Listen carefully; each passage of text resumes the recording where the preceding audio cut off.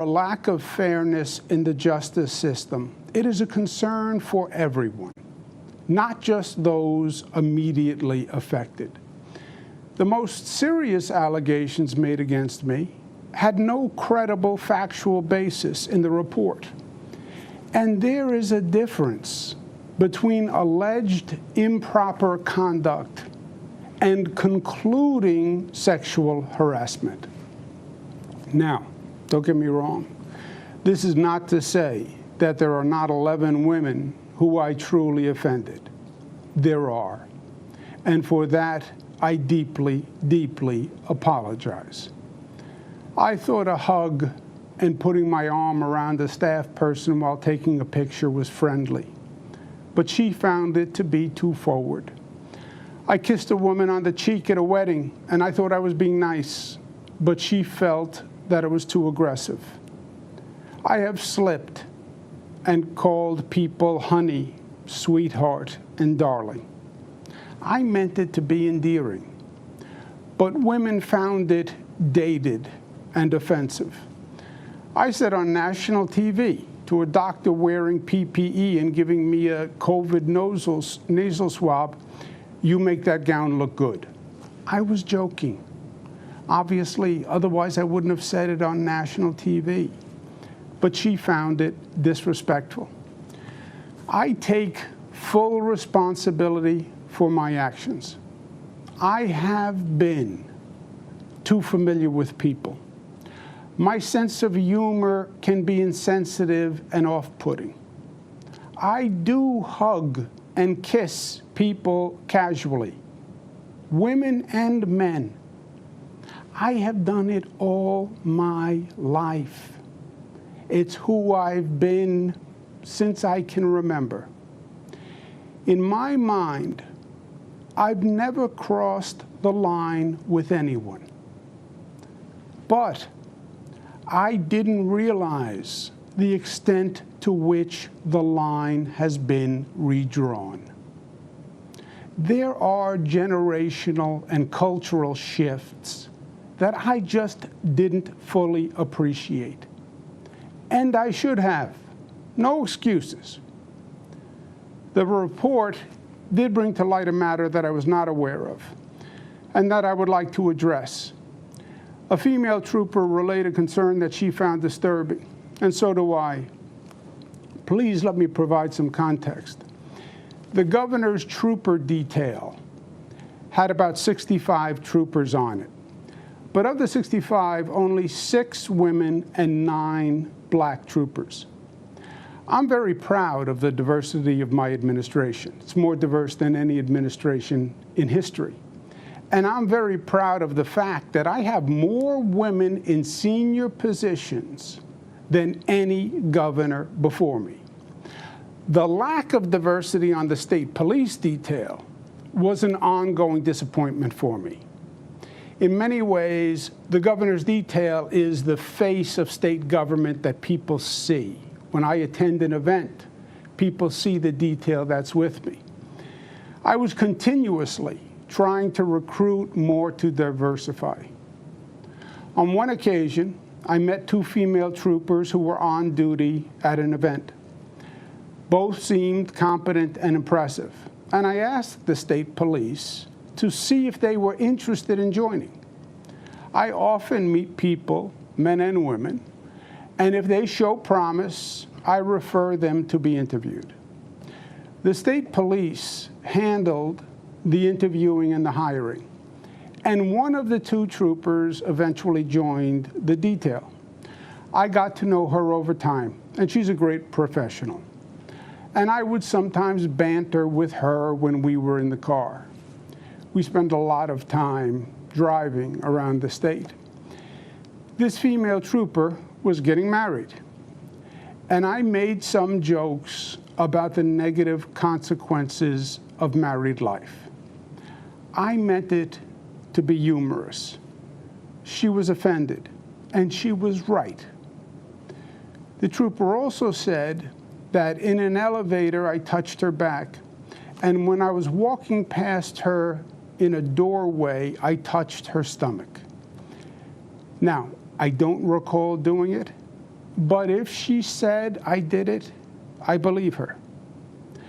At public events, troopers will often hold doors open or guard the doorways. When I walk past them, I often will give them a grip of the arm, a pat on the face, a touch on the stomach, a slap on the back. It's my way of saying, I see you, I appreciate you, and I thank you. I'm not comfortable just walking past and ignoring them. Of course, usually they are male troopers. In this case, I don't remember doing it at all.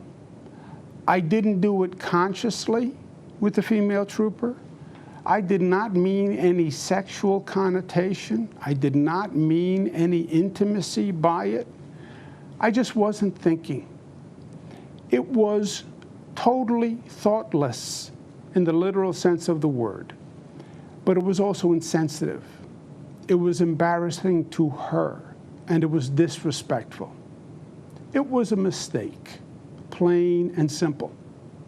I have no other words to explain it. I want to personally apologize to her and her family.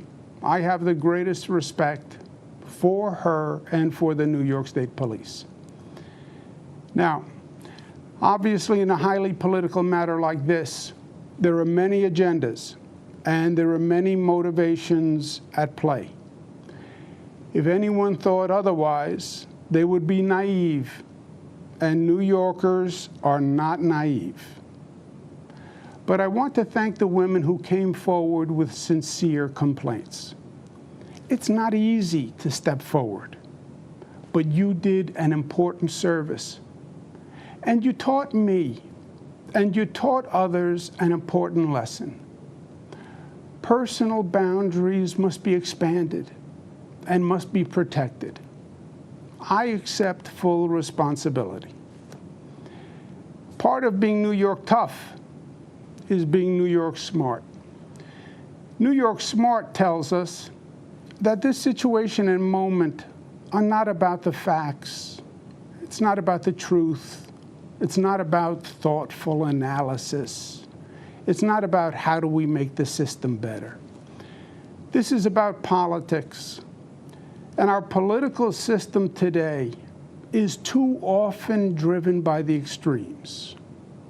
Rashness has replaced reasonableness. Loudness has replaced soundness. Twitter has become the public square for policy debate.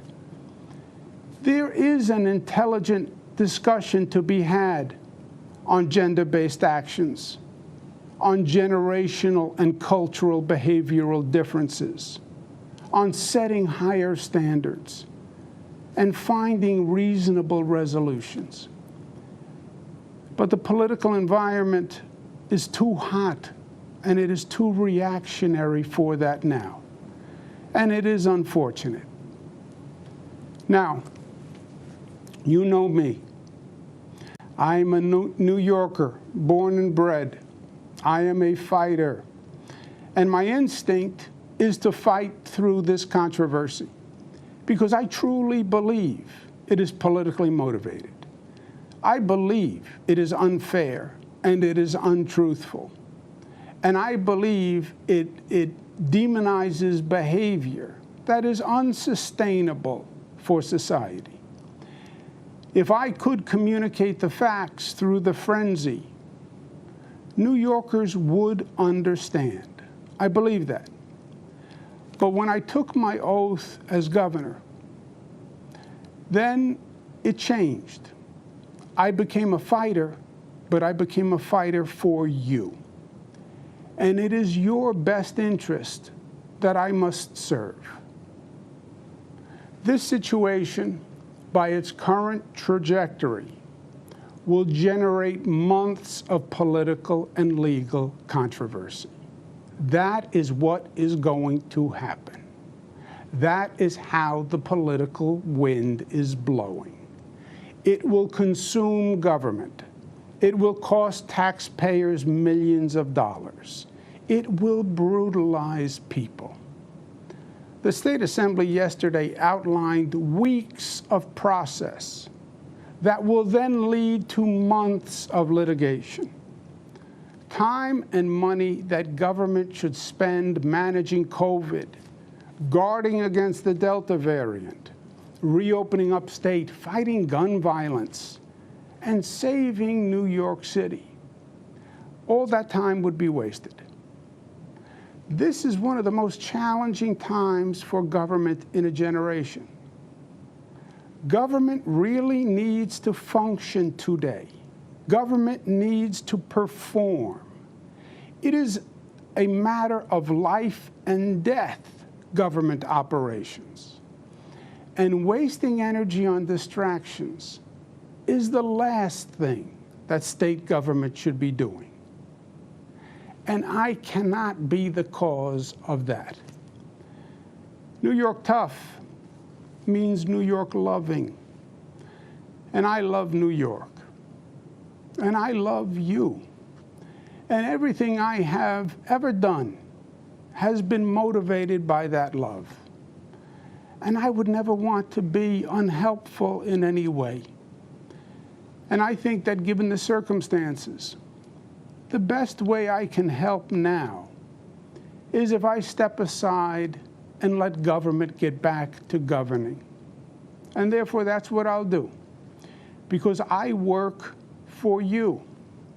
And doing the right thing is doing the right thing for you.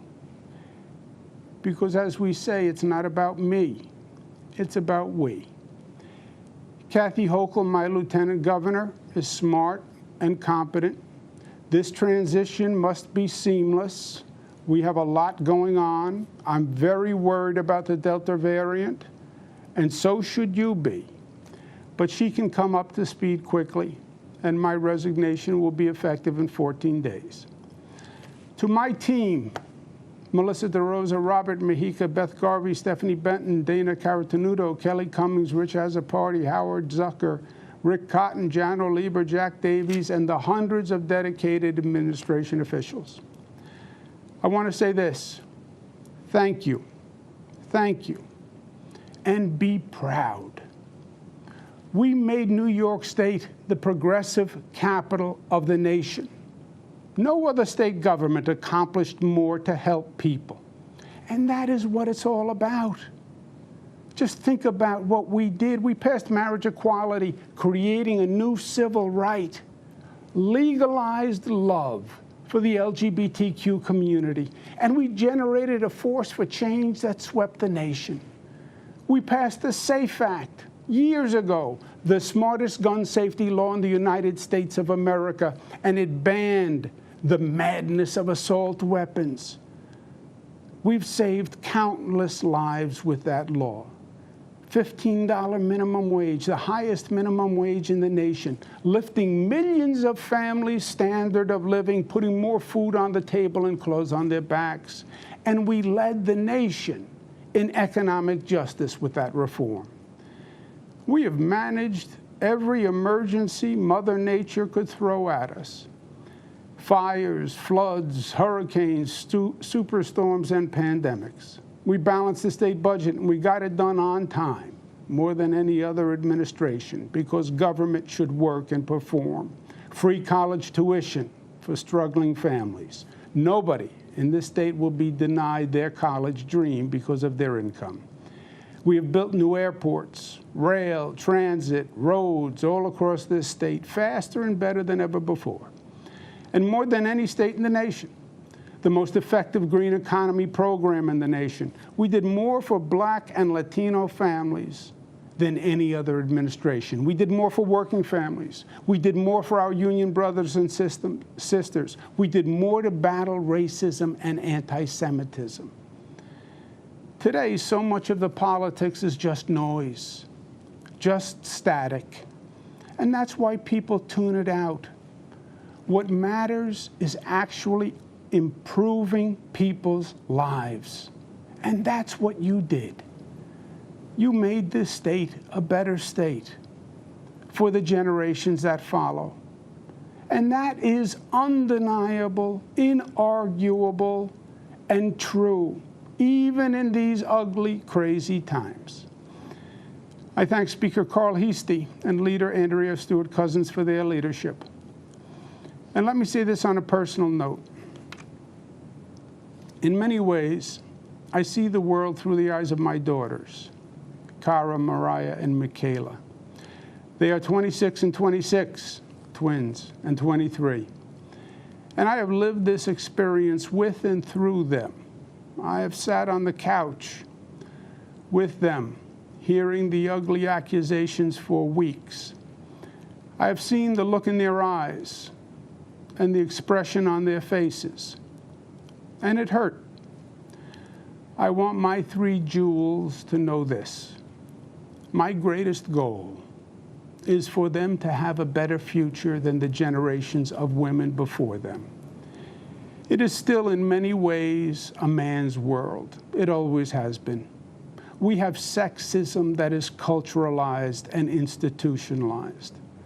My daughters have more talent and natural gifts than I ever had. I want to make sure that society allows them to fly as high as their wings will carry them. There should be no assumptions, no stereotypes, no limitations. I want them to know from the bottom of my heart that I never did and I never would intentionally disrespect a woman or treat any woman differently than I would want them treated. And that is the God's honest truth.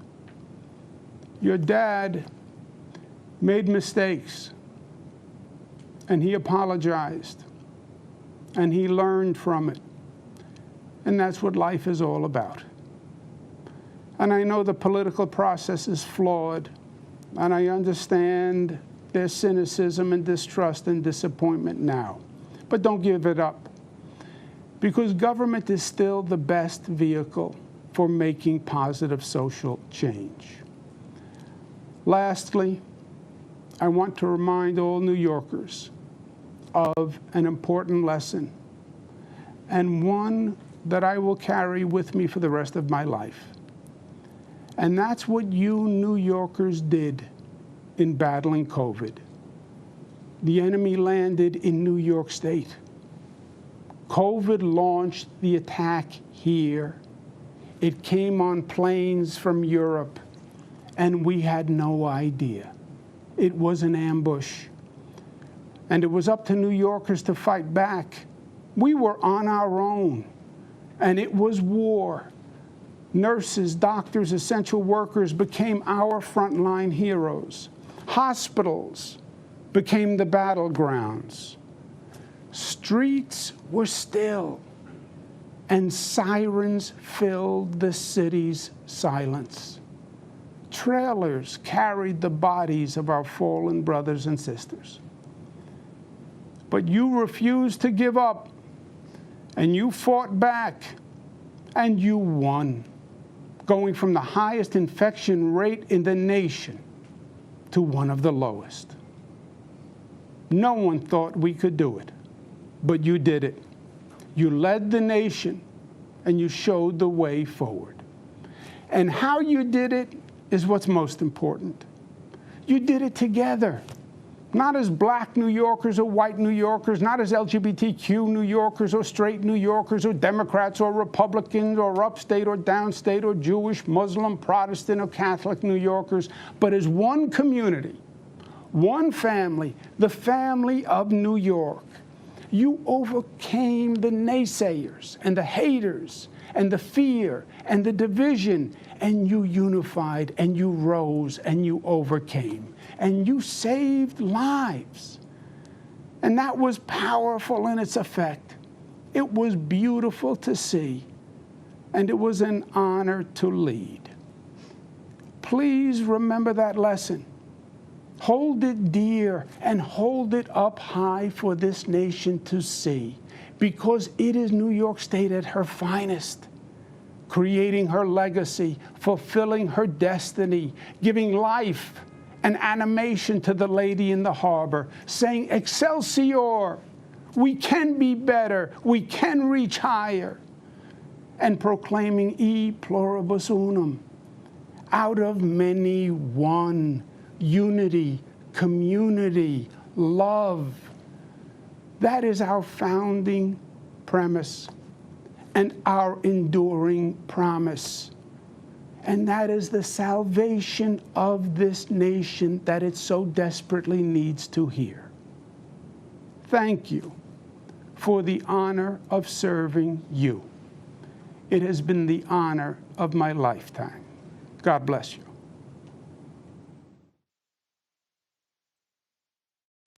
All right, if you were just listening there, and if you're watching CBSN, you absolutely were listening to Governor Andrew Cuomo of New York, who has just announced his resignation. And Marie, he says that he will resign the office of the governor in exactly 14 days. We were not expecting this. We had indications leading up to this very moment. There were no indications, I should say, that the governor was intending to resign. We had just listened to a very forceful delivery by his attorney. The allegations charged in that Attorney General's report.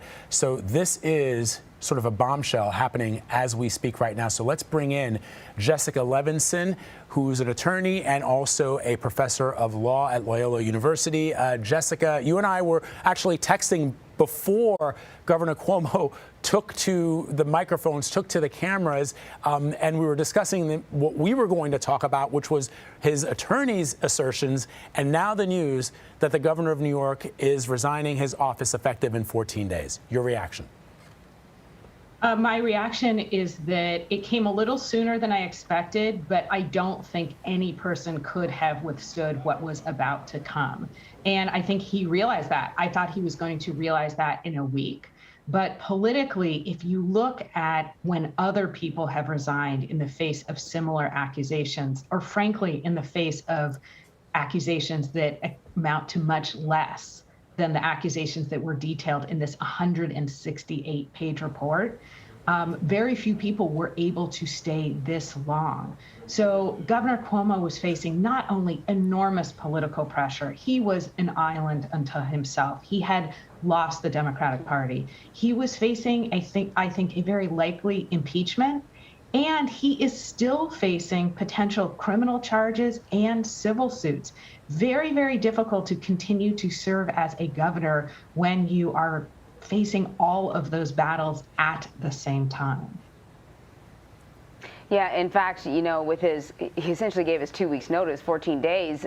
He sort of bookended it, though, with a defense of his behavior, starting things off essentially saying, you know, there's a difference between alleged misconduct and sexual harassment. And for a very long time, it sounded like this was going to be a speech that was essentially reinforcing what we had just heard from his attorney. And then suddenly he drops this bomb that he is resigning and the lieutenant governor will be taking over in 2 weeks, but then he goes kind of right back to defending himself again.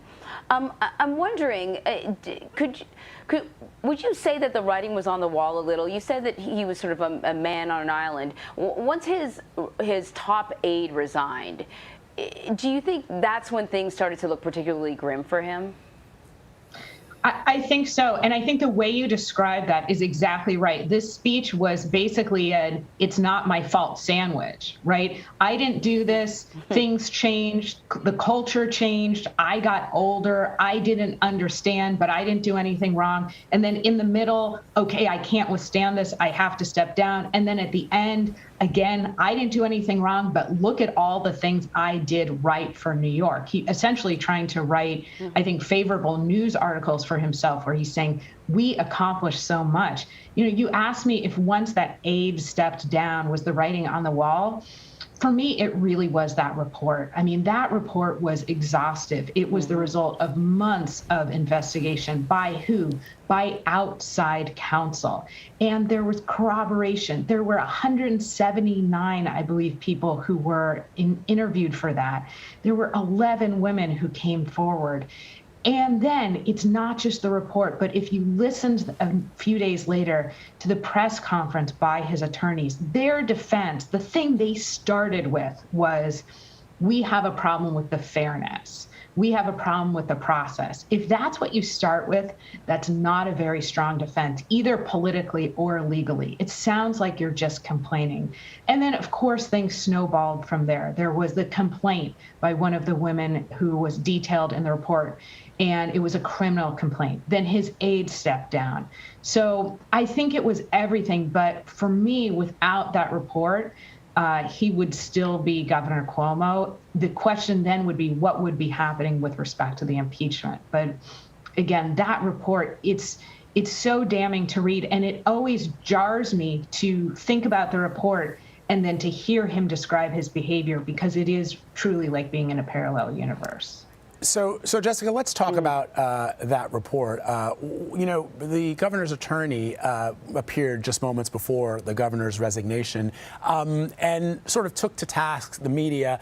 She claims that the report was biased at some levels, that some of the investigators were biased, that it was that a lot of it had to do with politics, but she didn't really present any evidence of that. She did what a lot of people do, which is to attack the media and to say that the media gets it wrong or that the media buys into one side of an argument without digging in deeper to what she believes are facts that were missed in the report. You just pointed out the exhaustive nature of Attorney General James's report and those outside investigators who conducted all of those interviews. So just assessing that from what you heard from Attorney Glavin, what do you make of her arguments that if you go and you look at these individual allegations, the 11 individuals who have made these allegations and these claims, you will find inconsistencies, and that the press isn't doing their job when we don't dig up those inconsistencies as she sees them?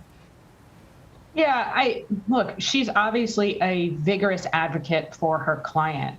But if we listen to what she's saying, it doesn't undermine much of what the report alleges here. And, you know, I always say to my students, okay, don't tell me it's unfair. Say it's unfair because, or don't tell me, you know, you don't like this conclusion. You've got to fill in the because. And in my mind, there was a lot of conclusory statements here. The press isn't doing their jobs. The investigation here was biased. The people who performed the investigation had conflicts of interest. Everybody else should have done something more, except, of course, for her client, Governor Cuomo. Now, look, we need to be very clear that this report is not a conviction, and it's not anything that happened in a court of law. Governor Cuomo has not been found liable. He's not been found guilty. But what the report does is, in meticulous detail, it alleges a number of activities and actions that were taken by Governor Cuomo that rise to the level, if true, again, if true, of being illegal under both federal and state civil laws. And particularly, let's remember, this is not just about sexual harassment. It's also about abusing his authority by retaliating against a woman because she reported this sexual harassment. So, you know, you asked me, what do I think of, you know, what Governor Cuomo's attorney said? Look, she has an ethical duty to defend her client to the extent that there are inconsistencies. We should all know about that. But I do think the more I hear the defense, the more it sounds like complaining about process, about fairness, but not directly undermining the allegations here. When she gave her press conference last week, she spent a lot of time talking about the fact that there were problems with one of the timelines of these allegations. What she didn't say is that the woman who was alleging the misconduct had said, I don't remember exactly what day this happened on. So, look, it's difficult for the public, I think, but we have to simultaneously do two things. Remember that the report contains allegations and not legal conclusions that were found in a court of law, but also listen carefully to what the defense is and, frankly, what the defense is not. I thought it was interesting that when it came to Lindsey Boylan, his attorney pointed out that there may have been other witnesses that contradicted what she said about what happened on the plane. When it came to Brittany Commisso, as you point out, they took issue with the timeline. But trooper number one, both Governor Cuomo and his attorney really were unable to disregard what she said or to counter what she said. And what she accused the governor of doing is actually not as egregious as some of the other, the tales that some of the other women are telling. But I wonder just how tough what Trooper number one had to say, how difficult that was for his defense. You know what I mean? Like, we had not heard about Trooper number one until that report, and it seemed like hearing from a trooper in particular was a tough one for them to get over, so they just had to acknowledge, well, maybe this behavior happened, but it wasn't that bad. We're sorry. I think that's such a good question, and it's such an important one in the sense that, one, it's new information, and two, it shows that in this case, there was no kind of legal undermining of that. Oh, I'm sorry, did I lose you? No, you're there. You're there. We can still hear you. Nope, we got you. Sorry about that. So, I thought what was so interesting in the All right, now it looks like we lost Jessica Ann Marie, but we have no fear to our viewers. We've got Keir Dougal on standby because we're just a smorgasbord of legal contributors here at CBSN, especially in the midst of this breaking news, which was sort of unexpected, Keir. That's what we were talking with Jessica, who I think will join the conversation when we can connect back up with her again. But just let's get your take, and maybe you can pick up a little bit on what Jessica was talking about, because I'd asked her questions about what the attorney for the governor had indicated in a press conference or in a comments that she made to the press before the governor's resignation, that the press was derelict in their responsibility because we just took the attorney general's report as it is and as it was and did not dig further into the details. But even when you heard Governor Cuomo offering up his resignation, look, he apologized. He apologized profusely, which the governor should be given credit for doing that, because a lot of times we've covered countless stories where men do not apologize. They don't even acknowledge that they did anything wrong. He's acknowledging that these 11 women, he actually thanked them when he was offering up his resignation, but he also does not believe, and I'm going to use his words here, he says, in my mind, I never cross the line. So how to juxtapose those two notions? The governor believes he didn't cross the line, but on the other hand, he is commending the women for coming forward and speaking their truth. Yeah, I think when you were speaking with Jessica, she identified that there's several things that you have to keep in your head at the same time when you're dealing with something as complicated as this. Look, it is a standard defense tactic to complain about the process, particularly where there are facts that are difficult, if not impossible, to address. I agree with you, Vlad, that the governor should be commended for apologizing where he did. I think that only he is the one who could make the ultimate political conclusion about what is best for him and for the state. But I think the question that was on the table with Jessica when we unfortunately lost her is one of the most difficult questions, and the one that struck me the most when this news first hit, and that relates to Trooper 1. That here you have a person, a woman, a police law enforcement officer whose duties require her to be within the physical proximity of the governor in order to do her job, to protect him, to potentially take a bullet for him. She is required to be within his physical presence, to have experienced, to have been subjected to the touching that she described, which the governor apologized for, I thought was one of the most difficult factual parts of the allegations made by the Attorney General's report for the governor, particularly because she is a law enforcement officer. She is accepted for her for her truthfulness, for her candor, for her observational abilities, but also because her fellow troopers corroborated important details of what she said. Now, the governor explained that in his mind, he didn't believe that he had crossed a line, but he now recognizes that, as he described it, the social conditions have changed. That would have, I think, have presented him, along with the other allegations, an extremely difficult defense to make in an impeachment trial, in what could still be a civil trial, or what may yet be in other parts of the allegations. He may still face criminal liability, but I thought that, particularly with Trooper 1, that those allegations were going to be difficult for the governor to address. As you say, he should be commended for apologizing, and I agree with Jessica that, the report is an allegation. Prosecutors are not the deciders in our system.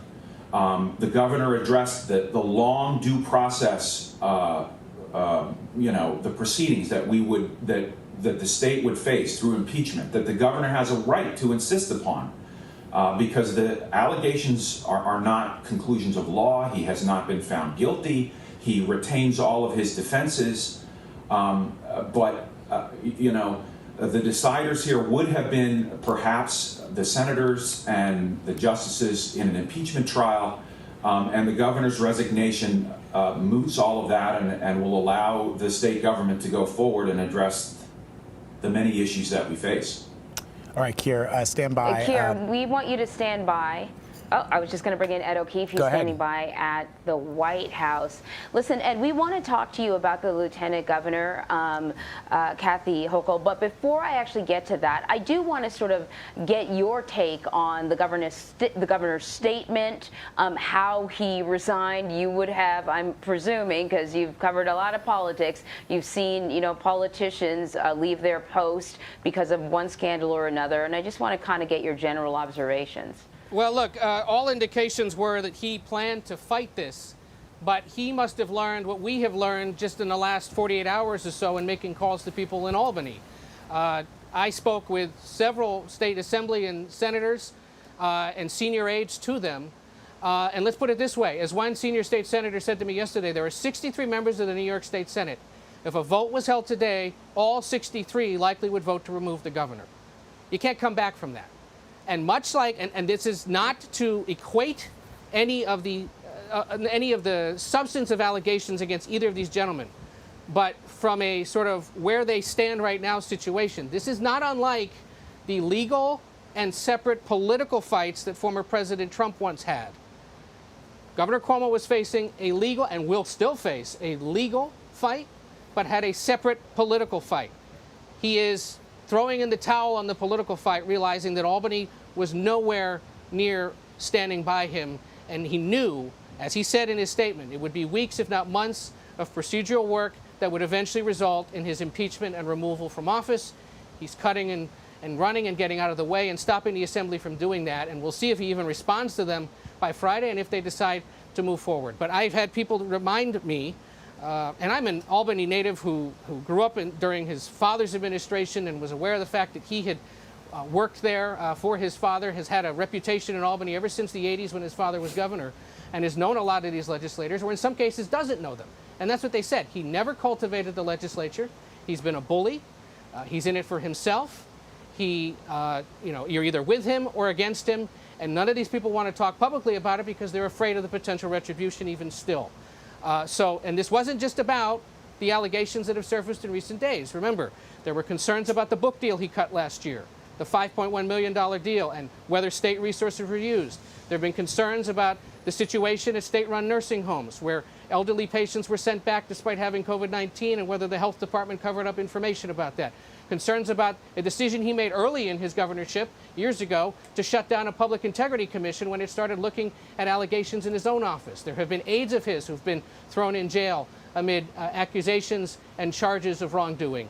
There's a situation with the Tappan Zee, now Mario Cuomo Bridge, and whether the state covered up some concerns about construction safety there. So there was a host of issues that had been brewing for years, and this latest round of allegations that had been percolating now for about 9 months was just the final straw for these legislators who decided it was time to move. And it was a Democratic-controlled legislature taking on a Democratic governor. That's telling and shows you how fed up they were with him. So there's that issue. Now comes Kathy Hochul, the 62-year-old lieutenant governor who has served with him since his second term.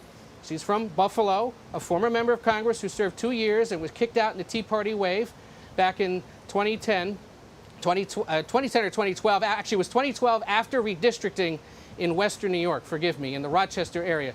Her district was redrawn to favor conservatives, and she lost.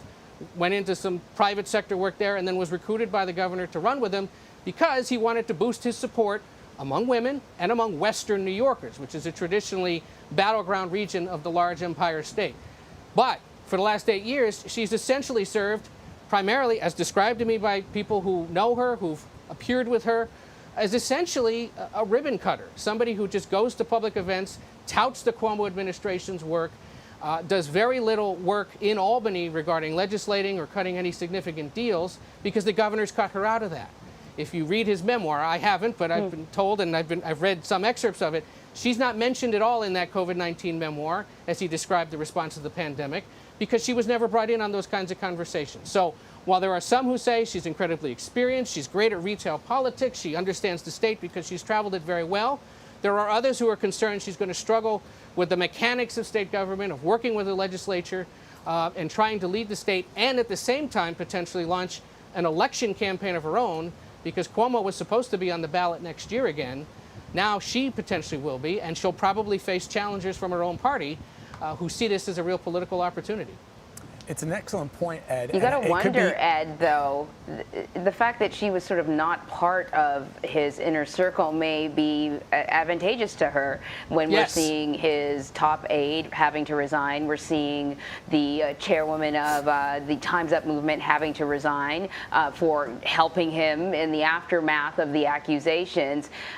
This may actually be a good thing for her political fortunes. So totally, from a campaign political perspective, it's great because she can say, I had nothing to do with that. He never brought me in on the details. The concern among people I spoke with in Albany is whether she can actually run state government, will have the staff with her to do so, and will have the necessary help to do so, and whether she gets any assistance from the governor in the next 2 weeks before he quits, because remember he said he's leaving in 13 days. Will he do something to transition her into that role and prepare her? Because as he said, still have to respond to the pandemic, the economic rebound. There are significant infrastructure projects underway across the state that the state is fighting for federal money for, and a host of other issues that go on, plus an election season that's brewing next year. Ed, I know you got to wrap it up soon, but you just said something that I wanted to hit you on, which is that 14-day timeline.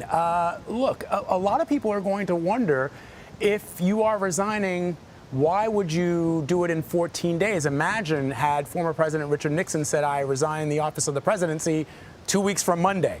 You know, he said, I'm resigning effective, noon tomorrow. And everybody said, okay. Maybe you haven't learned that because we are just fresh off the breaking news. But I suspect that that will be a question that many reporters who cover not just Albany, but also in Washington have about why Governor Cuomo has chosen this 14-day timeline. Yeah, we don't know the specific reason yet. And maybe we'll learn that in the coming days, although the governor and his team have not always been forthcoming by any means with reporters or the public on matters involving his decision-making. But I'm reminded by what somebody told me in recent days about the governor himself.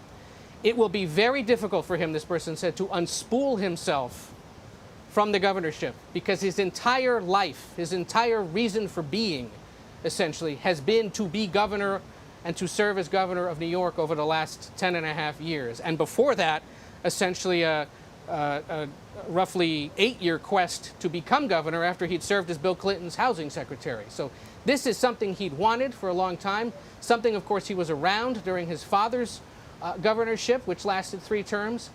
So his whole sense of identity and being, besides being a father, is this. And so, I think there are going to be some people in Albany sensitive and sympathetic to the fact that it could take him a few days to hang it up. But undoubtedly, there's a reason for this, whether it's legal or operational.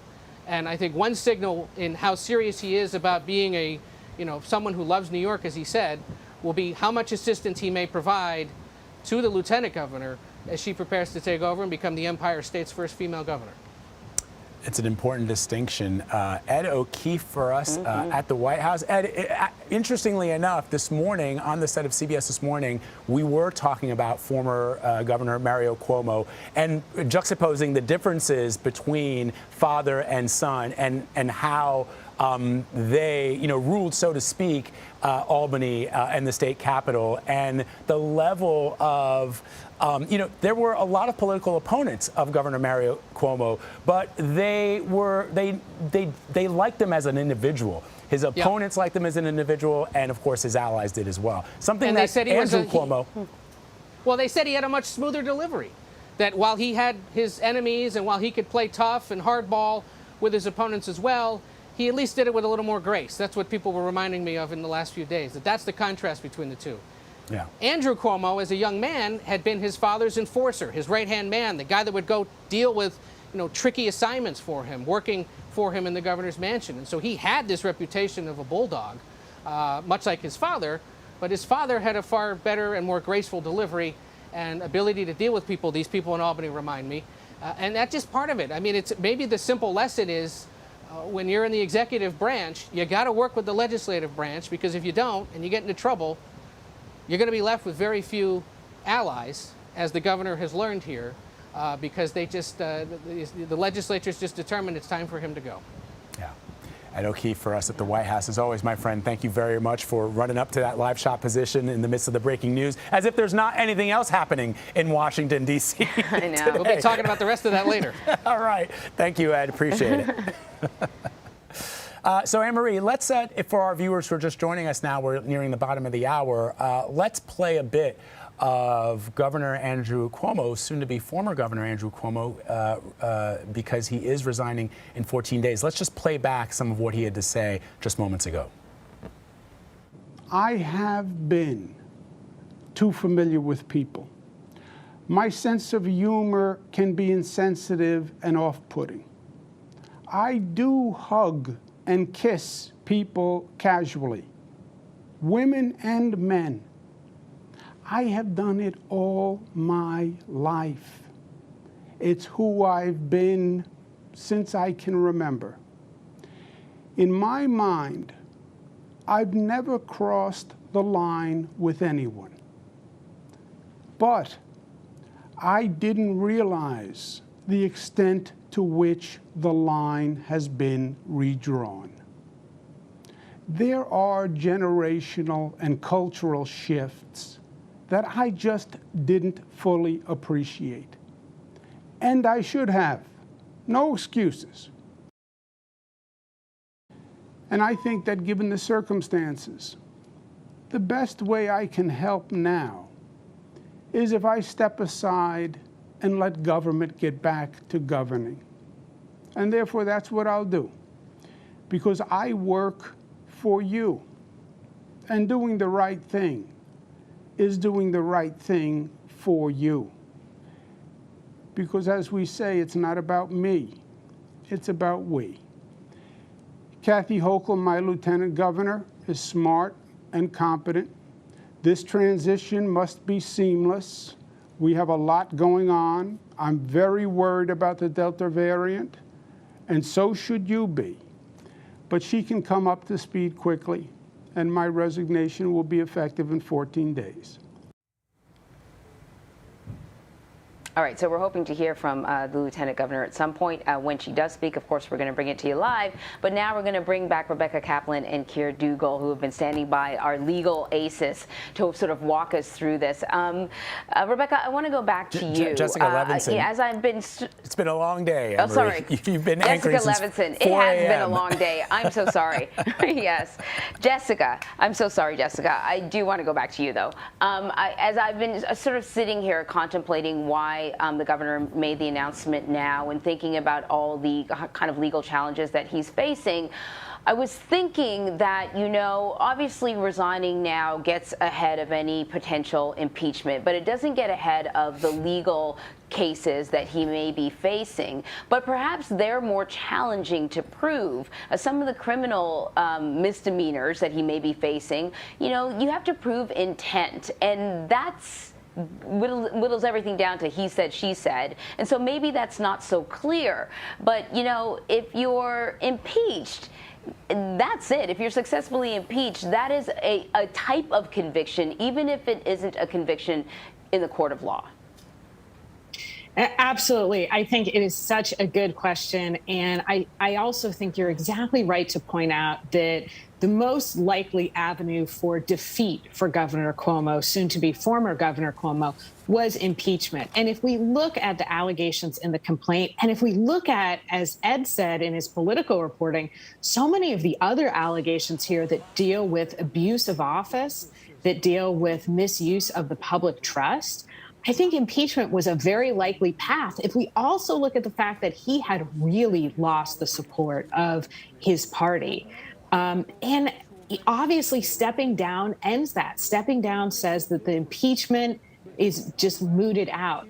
And then you asked me about, which is such a good question, the criminal cases. And I think that's why we hear him say, or I think that's part of why we hear him say over and over again, I didn't know. I don't think I did anything wrong. He's continuing to signal to us, I never formed the level of intent necessary for a crime here. And if you look at the New York Penal Code, it's not a slam dunk to find even a misdemeanor in this case. I think the Albany DA is looking at potential misdemeanor charges, but I also think there's a reason why the New York Attorney General did not decide to pursue those on her own. So what are we left with here? We're left with the civil cases. Those do not go away because he resigned. And again, if you look at that complaint, if you look at the investigation, there's a lot that can go into the civil complaints here. And those, I think, do not go away. But it's so interesting, again, to focus on his defense, which I do hope, I have to say, that we don't continue to hear the sands shifted from underneath my feet as a defense to sexual harassment. The allegations here are not about him being just too friendly or just too Italian or just too warm. The allegations here are separate and apart from that. It's not to say that people don't ever misread situations. It's not to say that what's acceptable does not over time shift in some ways, but it's to say that almost his entire defense to not one incident or two incidents, but many incidents has been, I'm just too old, I'm just too friendly, I'm just too Italian. And I don't know how that's going to fly in a court of law, even when it comes to civil suits. We should point out that the images that you're seeing there are of the governor's now former secretary, the most powerful appointed official in the state of New York just up until Sunday, who resigned Sunday, Melissa DeRosa, in the wake of that report from the Attorney General, just so in case people were wondering why we were showing her. And so, Keir, let me ask you, you know, the governor, so a couple of things. The governor, you know, continued in his resignation speech there to suggest that he had not done anything wrong. But my understanding is if this impeachment had gone forward, it wouldn't have just been these allegations from these 11 women in the report from the Attorney General. They might have also focused on the governor's handling of the COVID-19 crisis. Now, the governor did become sort of a hero for some across the country in some of those no-nonsense press conferences that he delivered, but he had been under investigation for the deaths of many New Yorkers in nursing homes. And that was something that people were, you know, really hammering him on, and it's not it's not too far to believe that that might have been part of the impeachment process as well. So there were a number of things that he was facing, and he was basically out on his own, especially once Ms. DeRosa resigned her office. Yeah, Vlad, there's the question about a book deal. There's a question about the bridge and whether or not there were some misrepresentations with respect to the construction of one of the new bridges here in New York. There were a number of issues, all of which could have been swept together in an impeachment proceeding. I thought that sort of focusing on the governor's sort of combined legal and political defense here. I agree with Jessica that as a practical matter, I think impeachment is now mooted and is now very unlikely to occur. But it's important to remember that there is this sort of one still outstanding issue. Impeachment can lead to not just removal, but also disqualification from holding future office. And so we saw these issues play out in President Trump's second impeachment, whether or not there would be an impeachment just on the disqualification question. Theoretically, there could still be a state impeachment, to disqualify soon-to-be former Governor Cuomo from ever holding state office again. But I thought that a lot of his press conference was devoted to the legislature should not waste its time now because I'm resigning when we have all these other important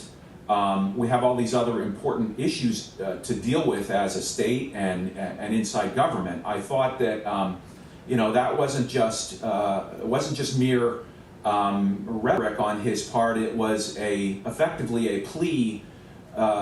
Don't hold the impeachment on the second question, because I've mooted the first one, which is my removal. Please don't hold a lengthy impeachment over All right, Keir, future disqualification. Sorry, Keir, let me interrupt you. I apologize for that because the president's press secretary, Jen Psaki, is briefing reporters. Let's listen. Results for families across the country. And today, on the president's 203rd day in office, in case all of you weren't counting, 19 Republican senators joined the Democratic caucus to pass historic infrastructure legislation. The most important piece of this to the president is not the bipartisan piece, which of course he is pleased to see the opportunity to work with Democrats and Republicans, but that this will deliver huge benefits, millions of jobs to the American people. It will deliver clean drinking water and high-speed internet to every household in the country. It will help us tackle the climate crisis by electrifying school buses, building electric vehicle chargers across the station, upgrade our power infrastructure to be resilient against natural disasters, and it will rebuild roads and bridges and modernize America's airports,